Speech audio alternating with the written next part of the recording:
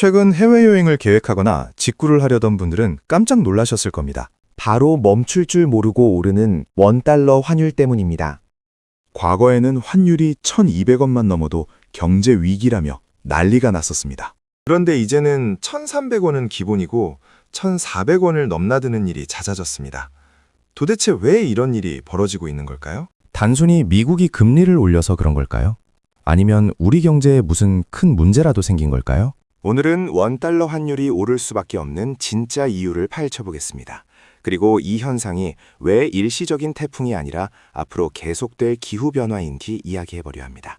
먼저 환율이라는 것의 본질부터 아주 쉽게 짚고 넘어가겠습니다. 환율은 결국 돈의 가격입니다. 시장에서 달러를 사고 싶은 사람이 많으면 달러 가격, 즉 환율이 오릅니다. 반대로 달러를 팔고 싶은 사람이 많으면 환율은 내립니다. 아주 간단한 수요와 공급의 법칙이죠. 그런데 지금 대한민국 외환 시장에는 아주 기이한 현상이 벌어지고 있습니다. 달러를 사려는 사람은 줄을 섰는데 달러를 파는 사람은 자취를 감췄다는 겁니다. 이것을 우리는 달러 수급 불균형이라고 부릅니다. 그렇다면 누가 도대체 그 많은 달러를 사들이고 있는 걸까요? 범인은 크게 세 그룹으로 나눌 수 있습니다. 첫 번째 주인공은 바로 우리 기업들입니다.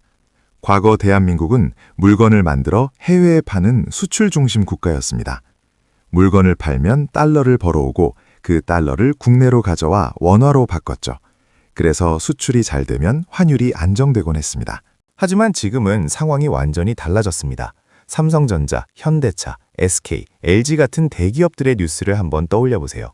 미국의 반도체 공장을 짓는다, 배터리 공장을 짓는다, 전기차 공장을 짓는다는 소식이 들립니다.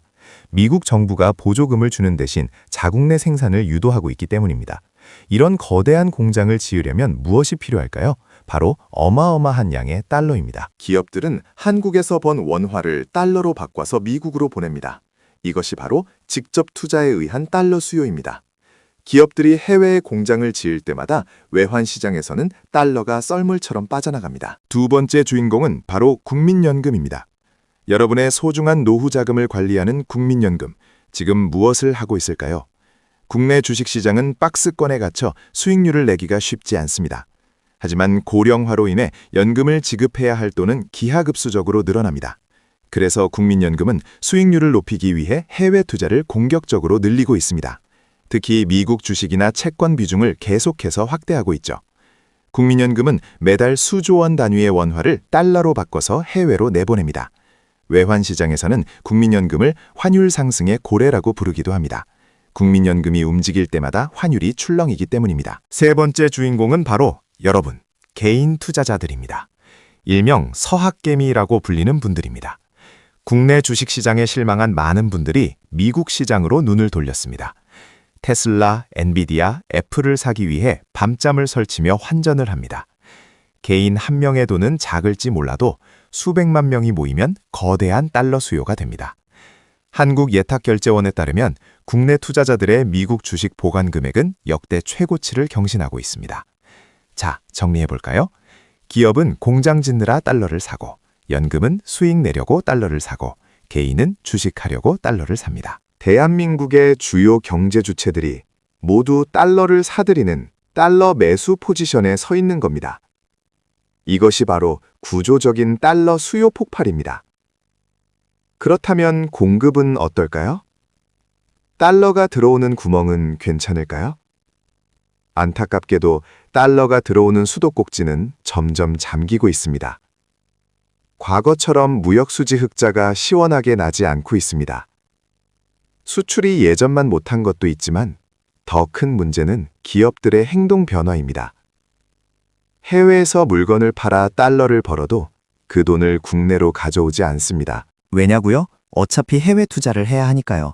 해외 법인에 달러를 그대로 쌓아두거나 현지에서 재투자를 합니다. 이것을 환전 지연 또는 달러 보유 성향 심화라고 합니다. 수출 대금이 국내 외환 시장에 풀려야 환율이 떨어지는데 그 돈이 밖에서만 도는 겁니다. 결국 국내 시장에는 달러 가뭄이 듭니다. 살 사람은 넘쳐나는데 팔 물건이 없으니 가격이 오르는 건 당연한 이치입니다. 여기에 기름을 붓는 거시경제적 요인이 하나 더 있습니다. 바로 한미 금리 차입니다.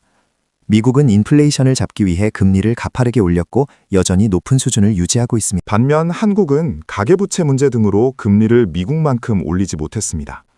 돈은 수익률이 높은 곳으로 흐르는 속성이 있습니다. 미국 은행에 돈을 놓으면 이자를 더 많이 주는데 굳이 한국에 돈을 둘 이유가 줄어듭니다. 외국인 투자자들의 자금이 한국을 떠나 미국으로 향하는 이유 중 하나입니다. 이 금리 차이가 좁혀지지 않는 한 원화 약세 압력은 계속될 수밖에 없습니다. 게다가 미국의 경제 상황, 즉 미국 예외주의도 한몫하고 있습니다. 전 세계가 경기 침체를 걱정할 때 미국 경제만 혼자 너무나 튼튼합니다. 고용은 탄탄하고 소비는 줄지 않습니다. 미국 경제가 좋으면 달러 가치는 더 올라갑니다. 이것이 킹달러 현상입니다. 미국 대선과 같은 정치적 불확실성도 달러 강세를 부추깁니다. 세상이 불안할수록 사람들은 가장 안전한 자산인 달러를 찾기 때문입니다. 이 모든 상황을 종합해 볼 때 우리는 불편한 진실을 마주해야 합니다. 지금의 고환율이 단순히 일시적인 현상이 아니라는 사실입니다. 과거에는 위기가 지나가면 환율이 다시 1,100원대로 돌아오곤 했습니다. 하지만 지금은 다릅니다. 우리 경제의 체질 자체가 바뀌었습니다. 상품을 수출해서 먹고 살던 나라에서 자본을 수출하는 나라로 변모하고 있습니다. 해외 투자가 늘어나는 것은 선진국으로 가는 과정에서 나타나는 자연스러운 현상일 수도 있습니다. 하지만 그 속도가 너무 빠르고 쏠림 현상이 심하다는 게 문제입니다. 이제 우리는 구조적 원화 약세라는 새로운 환경에 적응해야 합니다. 1,300원대 환율이 비정상이 아니라 뉴노멀, 즉 새로운 표준이 될 수 있습니다. 기업들은 고환율을 상수로 두고 경영 전략을 짜야 합니다. 수입 물가가 오르니 국내 물가도 덩달아 오르는 인플레이션 압력도 계속될 겁니다. 개인 투자자들 역시 자산 배분 전략을 다시 점검해야 합니다.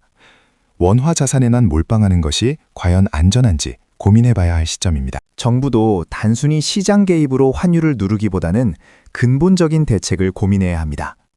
해외로 나간 자본이 다시 국내로 들어올 수 있도록 매력적인 투자 환경을 만들어야 합니다.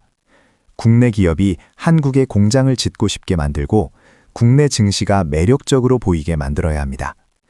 밸류업 프로그램 같은 정책들이 성공해야 하는 이유도 여기에 있습니다. 결론을 내리겠습니다. 원달러 환율이 오르는 이유는 단순히 외부 충격 때문만이 아닙니다. 우리 내부의 달러 수요 폭발과 공급 부족이 맞물린 구조적인 문제입니다. 기업의 해외 투자 확대, 국민연금의 해외 자산 배분, 서학개미 열풍은 멈추지 않을 겁니다.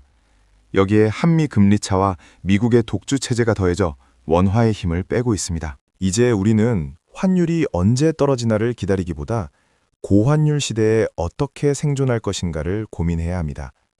경제의 판이 바뀌고 있습니다. 흐름을 읽지 못하면 휩쓸려 떠내려갈 수 있습니다.